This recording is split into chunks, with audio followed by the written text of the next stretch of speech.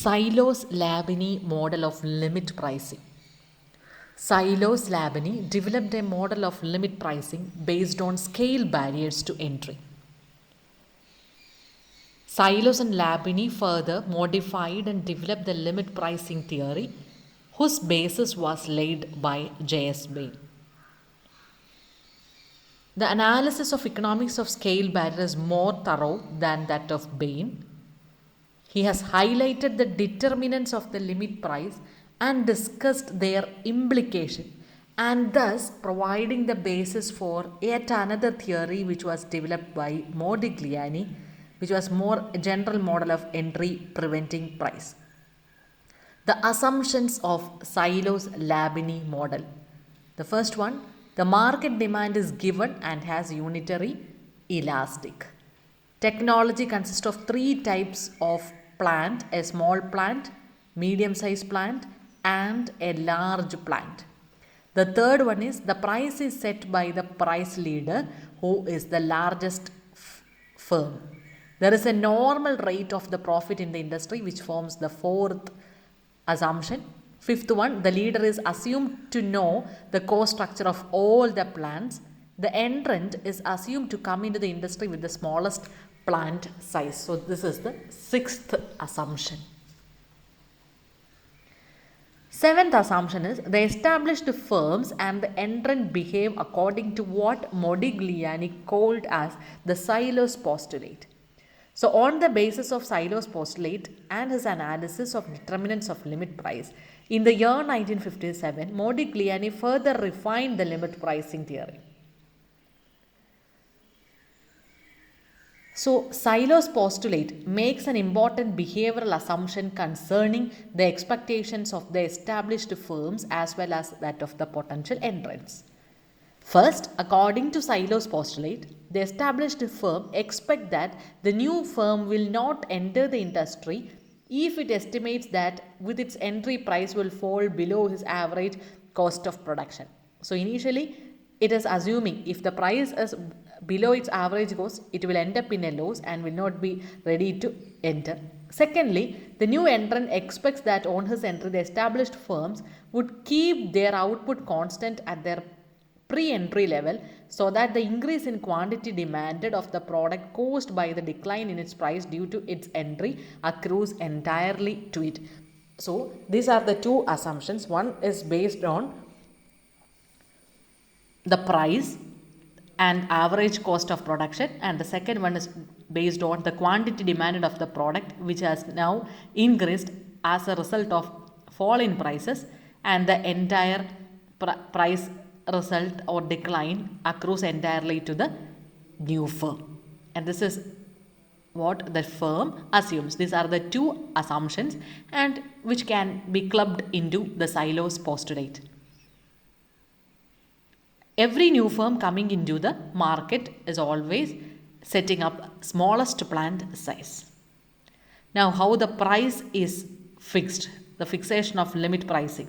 For that, there is an equation: Pi is equal to ATC 1 plus R. Pi is the minimum acceptable price to the firm. ATC is the average total cost of the ith size plant. R is the normal profit. Coming to the diagram, the entire concept Labini's model can be explained using a diagram. Here, D dash is the market demand curve.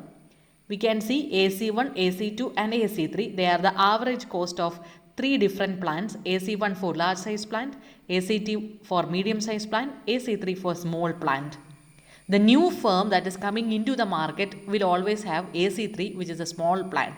His motive is known by the large plant, which the large size plant, which will determine the level of prices.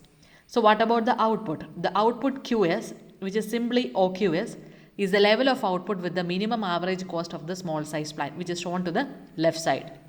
So it is assumed in the model that the new firm will enter the industry with the small size plant with average cost equal to AC3. That is what we have already said. In every case, the new firm will come with average cost as AC3 level. The large firm, which is also the price leader, is producing at an average cost of AC1. So the price determination and the PL determination, that is the limit price determination, is done by AC one level firm, that is a large firm. So AC1 firm, that is a large firm, know how far the small plant is able to produce. So he is ready to place a price above the average cost 3 level, that is above the P3 level, by assuming that he is taking everyone into consideration. So he ensures that the least efficient firm will also get normal profit. Now, we have to understand exactly at what level above AC3 the price leader will set the price. This is what we are going to discuss. The price leader will definitely set the price at a level which is above the average cost AC3 of the least efficient firm and therefore acceptable to them, but which is also such that prevents entry of new firms in the industry. So it is both an accommodating one and also prevents entry of new firms. To determine the PL price, which is the limit price, is a task. So for that, given the new firm can enter into the industry with a plant size of AC3 level and productive capacity in which OQS is the output or simply QS, then QL is equal to, QL is shown in the diagram, QL is equal to Q minus QS, provides us the quantity of output corresponding to which the price will be set. QL of output can be sold at PL of price. So according to Sylos, PL is the limit price which will deter the entry of new firms. This is because if at the PL a new firm with an economically viable output of QS enters the industry, the total output will be more than Q, that will exceed the level of Q, which will cause the price to fall just below the average cost AC3 of the least efficient firm, which is also the average cost of the new entrant. So this will create an issue. So the least efficient plant is having an average cost which is equal to AC3. This is the scale barrier emphasized by the model. Now, according to Sylos, the potential entrant knows that with its entry and resultant increase in supply of output, what happens? The price in the post-entry period will fall below its own average cost of production. He will not enter the industry. Thus, PL is the limit price that will be fixed to prevent entry into the industry. To quote Sylos himself, the price tends to settle at a level immediately above the entry preventing price of the least efficient firms, which is to take the advantage of the largest and the most efficient firms to let live. So from the above analysis, we can find out that what are the factors that determines the limit pricing. There are 3 factors: the absolute size of the market, the price elasticity of demand, the technology of the industry. All these 3 factors will set the limit price, or the limit price is determined by these 3 factors.